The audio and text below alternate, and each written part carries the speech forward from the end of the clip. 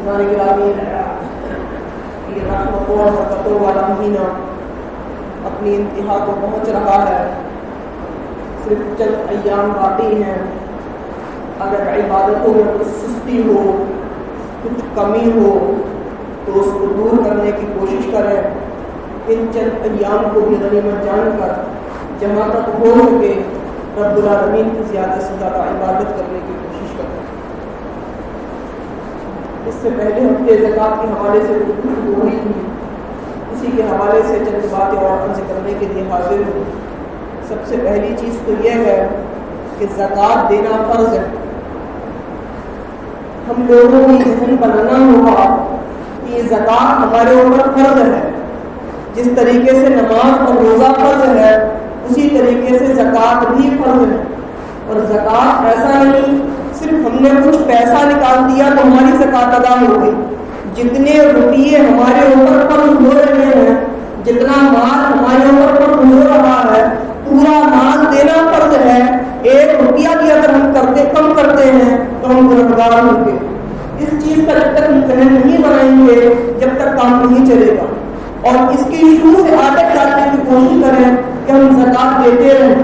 اگر انسان کی زکوٰۃ دینے کی عادت ہوتی ہے اور وہ کتنا بھی بڑا مالدار ہو جائے، کروڑوں کی زکوٰۃ اس کے اوپر فرض ہوتی رہے، اس کو دینا کوئی مشکل نہیں. اگر انسان ہر سال کروڑوں کی زکوٰۃ دے رہا اور اگر زکوٰۃ دینے کی عادت نہیں تو پھر اگر انسان کے اوپر 1,00,000 روپئے کی بھی صرف زکوٰۃ فرض ہو رہی ہے تو اس کو ایک مرتبہ میں 1,00,000 روپیہ دینا یہ بڑا مشکل پڑتا ہے. اس لیے شروع سے عادت بنانے کی کوشش کریں کہ ہمارے اوپر جتنی زکوٰۃ فرض ہو رہی ہے ہم پورا حساب لگا کر اپنی زکوٰۃ دیتے رہیں. پھر زکوٰۃ دینے میں اس چیز کا خیال بھی ضروری ہے کہ جس کے اوپر زکوٰۃ فرض ہو کوشش کریں کہ اسی سے زکوٰۃ دلوائیں. مثلاً عورتوں کے اوپر زکوٰۃ فرض ہے، عورتوں کے پاس سونا چاندی ہے تو کوشش یہ ہونی چاہیے کہ عورتوں ہی سے زکوٰۃ دلوائی جائے. ہمارے جو بچے کمانے لگے، جن کی نوکریاں لگ گئیں یا جن کو ہم نے کاروبار سے لگا دیا، کوشش کریں کہ انہی کے ہاتھوں سے ہم زکوٰۃ دلوائیں. اگر ان کی اجازت سے ہم خود زکوٰۃ دے دیں تب بھی زکوٰۃ ادا ہو جائے. ایسا نہیں کہ زکوٰۃ ادا نہیں ہوگی، لیکن اگر بچوں کی ہم نے شروع سے عادت نہ ڈلوائی اور ہم خود زکوٰۃ دیتے رہے، ہمارے پاس جب ان کے اوپر ایک بڑی رقم فرض ہوگی تو ان کے لیے وہ دینا مشکل پڑے گی. اگر وہ شروع سے زکوٰۃ دینے کے عادی ہوں گے تو جب ان کی چھوٹی چھوٹی نوکریاں ہوں گی، صرف چند ہزار روپئے کی زکوٰۃ فرض ہو رہی ہوگی، اگر اس زکوٰۃ کو وہ شروع سے دیتے رہے پھر کتنی بھی زیادہ ان کے اوپر زکوٰۃ فرض ہو جائے ان کے لیے دینا کوئی مشکل نہیں پڑے گا.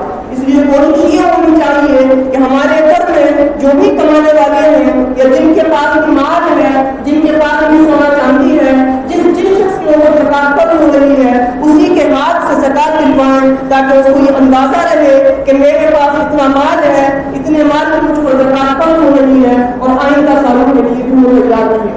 بہت سی جگہ ایسا ہوتا ہے کہ ایک بندہ تو زکوٰۃ دینے والا تھا، اپنے پورے گھر کی حساب لگا کر زکوٰۃ دیا کرتا تھا، لیکن وہ رخصت ہوا اس کے بعد گھر والوں کو فکر نہیں ہوگی، تھوڑا بہت مال دیا تو دے دیا، پھر زکوٰۃ ادا نہیں کی جاتی. تو کہیں ایسا نہ ہو ہم رخصت ہو اور ہمارے گھر سے ایک فرض رخصت ہو جائے. خود بھی زکوٰۃ دینے کے عادی رہیں اور اپنے گھر والوں کو بھی زکوٰۃ دینے کا عادی بناتے رہیں.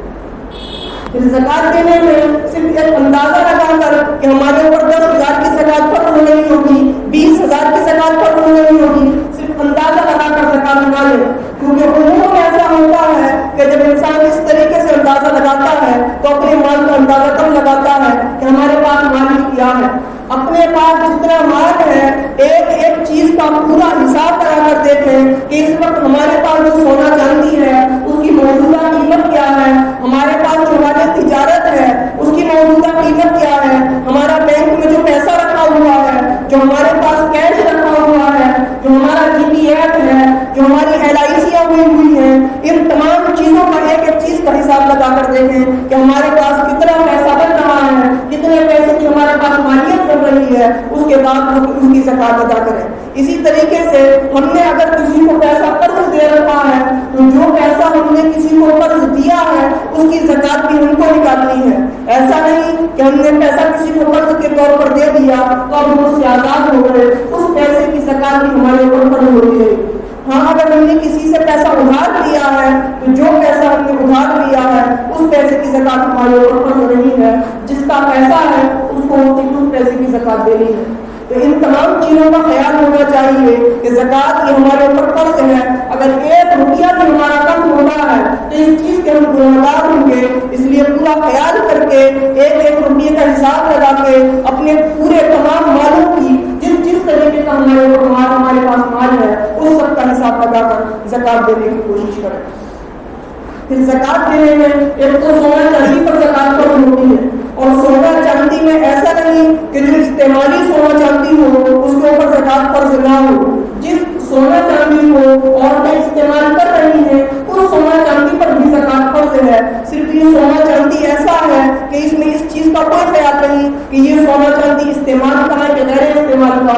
सोना चांदी जैसा भी होगा, बिस्कुट की शक्ल में हो, जेवरात की शक्ल में हो, हमारे पास जायद हो, इस्तेमाल का हो, कैसा भी हो, उस पूरे सोना चांदी पर हमारे ऊपर ज़कात फर्ज होगी।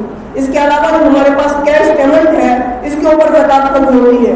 अब वो कैश पेमेंट हमारे पास लगी हुई हो, हमारे बैंक खातों में हो, या जो सरकारी मुलाजमीन है उनकी GPF होती है तो GPF के खातों में जो हमारी रकम जमा हो रही है उसके ऊपर भी ज़कात फर्ज है। अगर हमने LIC करा रखी है तो LIC में हमारा अब तक जितना पैसा जा चुका है उस पूरे पैसे पर हमारी ज़कात फर्ज है। तो 1-1 रुपये का पूरा हिसाब लगाकर देखना जरूरी है कि हमारे पास इस तरीके से कितना रुपया बनता है, उस पूरे पैसे की हम ज़कात अदा करें। इसी तरीके से जो माल तिजारत होता है इस माल तिजारत पर ज़कात फर्ज होती है। मसलन हम प्लॉटिंग करते हैं, माल तिजारत उस माल को कहते हैं जिस माल को हमने बेचने के लिए खरीदा हो। जिस माल को भी हम बेचने के लिए खरीदेंगे, बेचने की नियत से खरीदेंगे, वो माल तिजारत है, उसके ऊपर ज़कात फर्ज होगी। मसलन दुकानदार होते हैं, दुकान में जितना सामान वो खरीद कर लाते हैं वो सब बेचने के लिए लाते हैं। तो इस वक्त हमारे पास हमारी दुकान में कितना माल भरा हुआ है उस पूरे माल का अंदाजा लगाना, उसको देखना और उसका हिसाब लगाना, उसके बाद उसकी ज़कात देना, ये हमारे ऊपर फर्ज है। जो लोग प्लॉटिंग करते हैं तो प्लॉटिंग उन्होंने प्लाट खरीदे जाते हैं, वो बेचने के लिए खरीदे जाते हैं, तो उनको देखें। लोग तेल का कारोबार करते हैं, पुराने माल को खरीद फरोख्त करते हैं। इस तरीके से जो भी माल हमने बेचने के लिए खरीदा है इन तमाम मालों के ऊपर ज़कात फर्ज है। तो इनमें एक चीज़ का हिसाब लगाकर और जो उसकी मौजूदा कीमत कर रही हो उस मौजूदा कीमत का हिसाब लगाकर ज़कात देना ये ज़रूरी है। ऐसा नहीं कि हमने जब प्लॉट खरीदा था तो वो 20 लाख का था, आज वो 30 लाख का हो चुका है, तो हमारे ऊपर जो ज़कात फर्ज होगी वो 30 लाख के हिसाब से होगी, 20 लाख के हिसाब से नहीं होगी। तो अपना जितना माल हो उस पूरे माल की मौजूदा कीमत का हिसाब लगाना जरूरी है कि इस वक्त मौजूदा कीमत हमारे माल की कितनी बन रही है, उसके हिसाब से हम ज़कात अदा करें। अब एक चीज़ ये आती है कि हम हिसाब किस दिन लगाएं।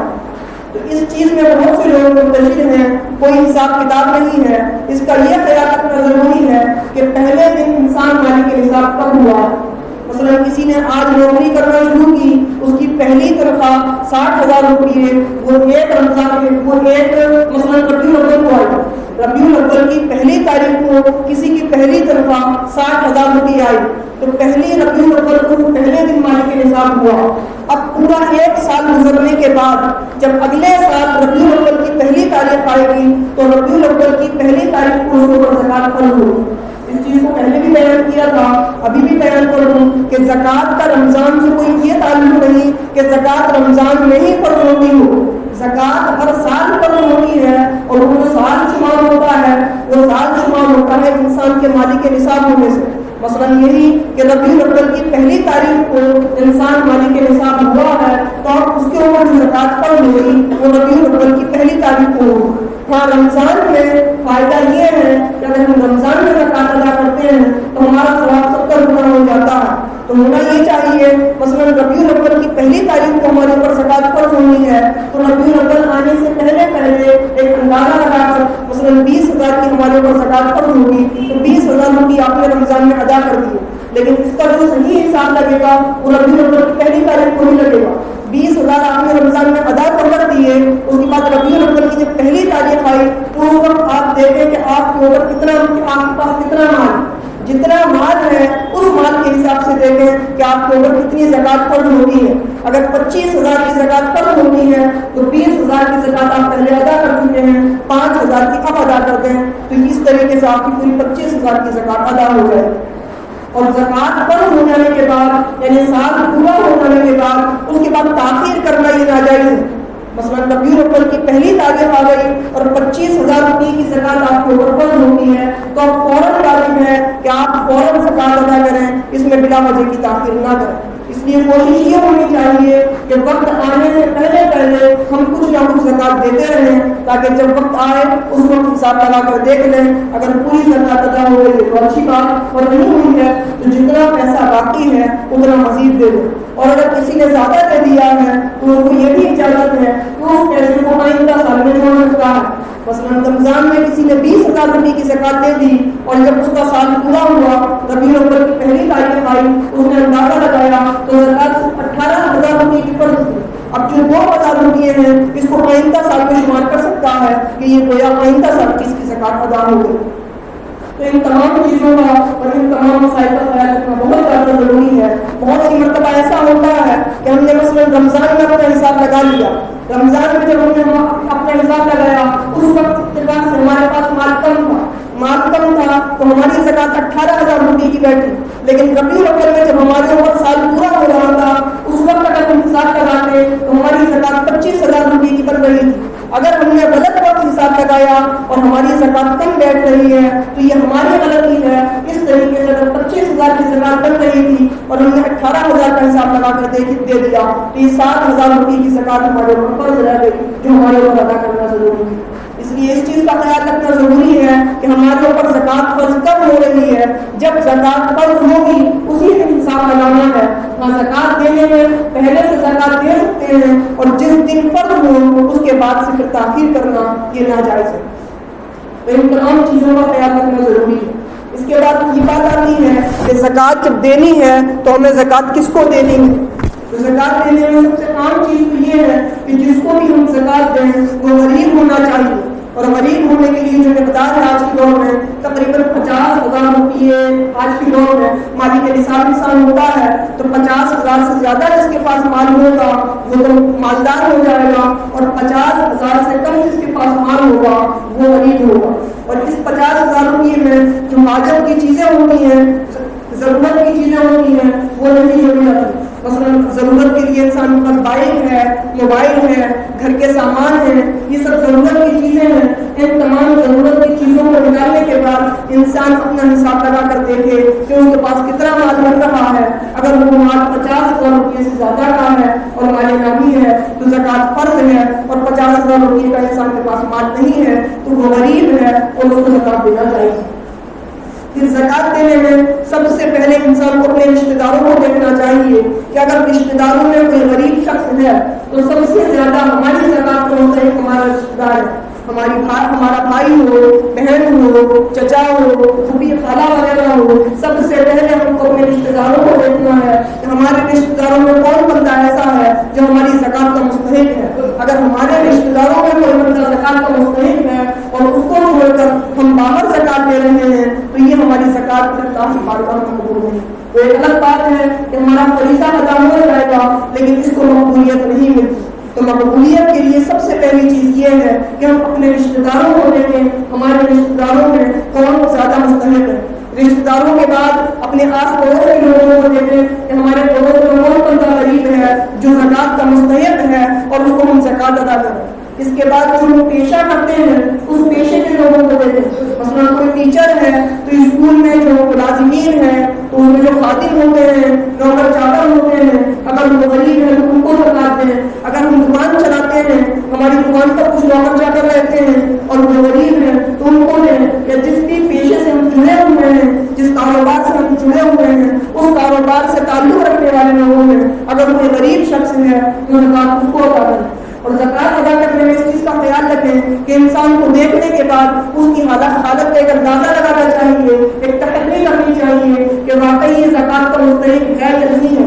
اگر ہم کو ایسا لگ رہا ہے کہ یہ بندہ زکوٰۃ کا مستحق ہے اور زکوٰۃ کا مستحق سمجھ کے ہم نے کسی کو زکوٰۃ دے دی تو ہماری زکوٰۃ ادا ہو جائے گی.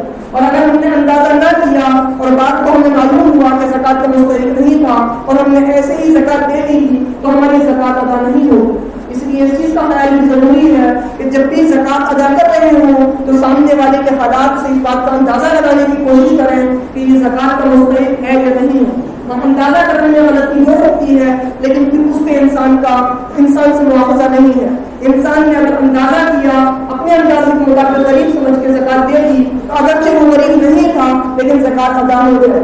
تو انسان کا اس چیز کا اندازہ لگانا ضروری ہے کہ کون مستحق کے زکات ہے. ان تمام مسائل پر عمل کرنے کی کوشش کریں. اللہ رب العالمین سے دعا ہے کہ اسے زیادہ عمل کی توفیق عطا فرمائے. السلام علیکم.